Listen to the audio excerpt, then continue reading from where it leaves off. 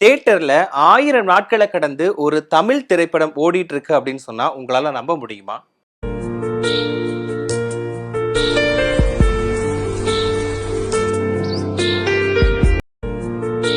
ஆமா, 1000 இல்ல, 1300 நாட்களை கடந்து ஒரு திரைப்படம் ஓடிட்டு இருக்கு. இந்த படத்துக்கு அப்படி என்ன மவுசு? இந்த படத்தோட பெயர் என்ன? இந்த படத்தோட கதை என்ன? அப்படிங்கறத பத்தி இந்த பதிவுல விரிவா பார்க்கலாம்.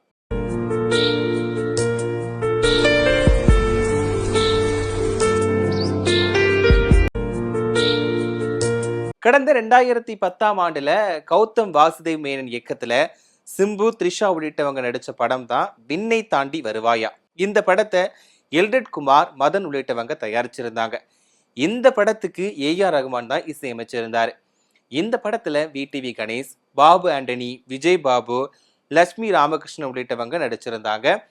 இந்த படம் பலரோட விருப்ப படமாவே இருந்துச்சு. இன்னைக்கு வரைக்குமே விருப்ப படமா இருந்துட்டு வருதுன்னு சொல்லலாம். ஏன்னா தன்னை விட மூத்த பொண்ணை காதலிக்கிறவரா வருவாரு சிம்பு. இதுல இவரோட பெயர் கார்த்தி. அந்த பொண்ணு தான் த்ரிஷாவா நடிச்சிருப்பாங்க. அவங்களுக்கு அந்த படத்துல ஜெஸ்ஸிங்கிறது தான் பேரு.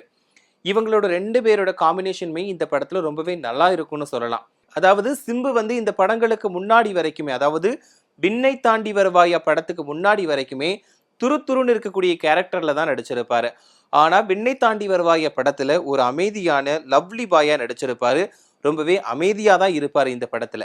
அது இல்லாம தன்னை விட 2 வயசு மூத்த பொண்ணை காதலிப்பாரு. முதல்ல ஜெஸ்ஸி இவங்களோட காதலை ஒத்துக்கவே மாட்டாங்க. கொஞ்ச நாளைக்கு அப்புறமா 2 பேரும் நண்பர்களா இருப்பாங்க. அதுக்கப்புறம் 2 பேருமே ஒரு கட்டத்துல காதலிக்க ஆரம்பிச்சிருவாங்க. ஒரு கட்டத்துல ஜெஸ்ஸி கார்த்தியை விட்டு போயிருப்பாங்க. அதுக்கு ரீசன் என்னன்னா, நீ என்னை விட சின்ன பையனா இருக்க அப்படின்னு சொல்லிட்டு போயிருப்பாங்க. ஏன்னா சின்ன பையனா இருக்கான்னு தெரிஞ்சுதான் லவ் பண்ணியிருப்பாங்க. பட் இதை ஒரு ரீசனா சொல்லிட்டு பிரிஞ்சு போயிருப்பாங்க. ஆனா இந்த படத்துல எதிர்பார்த்த மாதிரி முடிவு இருக்காது. ஆனா ரசிகர்கள் எதிர்பார்த்திருப்பாங்க 2 பேரும் சேர்ற மாதிரி காட்டுவாங்க, கடைசியில காட்டிடுவாங்கன்னு அப்படி நினைச்சிருப்போம். ஆனா எதிர்பார்த்த மாதிரி இல்லாம 2 பேருமே பிரிகிற மாதிரி தான் காட்டியிருப்பாங்க. இந்த படத்துல காதல் காட்சிகளை ரொம்பவே அற்புதமா காட்டியிருப்பாங்க. 2 பேரும் சேர்ந்துருவாங்க அப்படின்னு தான் எல்லாருமே நினைச்சிட்டு இருப்போம். ஆனா கடைசியில பிரிஞ்சிருப்பாங்க. இதுதான் இந்த படத்தோட கதையா இருக்கும். சொல்ல போனா இதுல வி.டி.வி. கணேஷோட பங்களிப்பு ரொம்பவே நிறைய இருக்கும். ஏன்னா அவரோட காமெடி இந்த படத்துல ரொம்பவே ஒர்க் அவுட் ஆயிருக்கும்.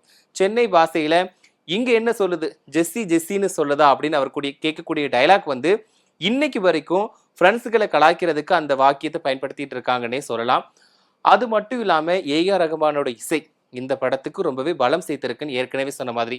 ஏன்னா இந்த ஒரு விஷயத்த நம்ம சொல்ல போறோம் அப்படின்னு நம்ம வார்த்தைகளால விவரிக்க முடியாத சில விஷயங்களை கூட தன்னோட இசை மூலமா ஏ.ஆர். ரகுமான் புரிய வச்சிருப்பாரு. ஏன்னா இந்த படத்துல இருக்கக்கூடிய எல்லா பாடல்களுமே நிறைய பேரோட விருப்ப பாடலா இருந்துட்டு வருது. இப்போ சொன்ன மாதிரி இந்த படம் 1300 நாட்களை கடந்து ஓடிட்டு வருது. அது எங்கன்னு தானே கேக்குறீங்க. அதாவது இந்த படம் கடந்த 2010ல காதலர் தினத்தை முன்னிட்டு பிப்ரவரி 25ஆம் தேதி வெளியிட்டாங்க. அதுக்கப்புறமா ஒவ்வொரு வருஷமும் காதலர் தினத்தை முன்னிட்டு ரீரிலீஸ் பண்ணிட்டு வராங்க. அந்த வகையில கடந்த 4 வருஷத்துக்கு முன்னாடி காதலர் தினத்தை முன்னிட்டு சென்னை PVR தியேட்டர்ல இந்த படத்தை ரீரிலீஸ் பண்ணாங்க. அந்த வகையில கடந்த 4 வருஷத்துக்கு முன்னாடி சென்னையில உள்ள PVR தியேட்டர்ல காதலர் தினத்தை முன்னிட்டு விண்ணை தாண்டி வருவாயா படத்தை ரீரிலீஸ் பண்ணாங்க.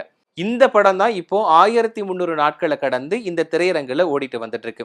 அதாவது ஒரு நாளைக்கு ஒரு காட்சி அப்படின்னு சொல்லிட்டு அந்த படத்தை ரிலீஸ் பண்ணிட்டு வந்திருக்காங்க. இதனாலதான் இந்த படம் 1300 நாட்களை கடந்து ஓடிட்டு வந்திருக்கு.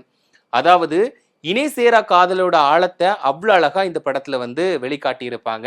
அதாவது சிம்பு ஜெஸ்ஸி பிரிஞ்சு போயிட்டா கூட அந்த துக்கத்திலேயே இல்லாம தன்னோட கரியரை நோக்கி போற மாதிரி காட்டியிருப்பாங்க. சிம்பு எடுக்கக்கூடிய படத்துல 2 பேரும் பேசிக்கிற மாதிரி காட்டியிருப்பாங்க. அதாவது கடைசியில இவங்க 2 பேரும் பேசிக்கிற மாதிரி காட்டியிருப்பாங்க. ஆனா உண்மையா 2 பேரும் சந்திச்சாலுமே அந்த இடத்துல பேசிக்காம தான் நவுந்து போயிருப்பாங்க. இப்படிதான் இந்த படத்தை முடிச்சிருப்பாங்க. அதாவது இந்த படத்துல 2 பேரும் சேர்ந்தா நல்லா இருக்கும் அப்படின்ற மாதிரி ரசிகர்கள் எதிர்பார்த்தாங்க. பட் இருந்தாலுமே இந்த படம் இன்னைக்கு வரைக்கும் நிறைய பேரோட விருப்ப படமா, கிளாசிக் படமா இருக்குன்னே சொல்லலாம். அது மட்டும் இல்லாம இந்த படத்துக்கு 2ஆம் பாகம் எடுத்தா ரொம்பவே நல்லா இருக்கும் அப்படின்னு சொல்லிட்டு ரசிகர்கள் அவங்களோட கருத்துக்களை தெரிவிச்சுட்டு வந்தாங்க. இப்போ வரைக்குமே அந்த படத்தை 2ஆம் பாகம் எடுப்பாங்களா மாட்டாங்களா அப்படின்னு சொல்லிட்டு ரசிகர்கள் எதிர்பார்த்துட்டு இருக்காங்கன்னு தான் சொல்லணும். ஸோ இந்த படம் 2ஆம் பாகம் வந்தா எப்படி இருக்கும், நீங்க அதுக்கு எப்படி வரவேற்பு கொடுப்பீங்க அப்படிங்கிறத உங்களோட கருத்துக்களை பதிவிடுங்க.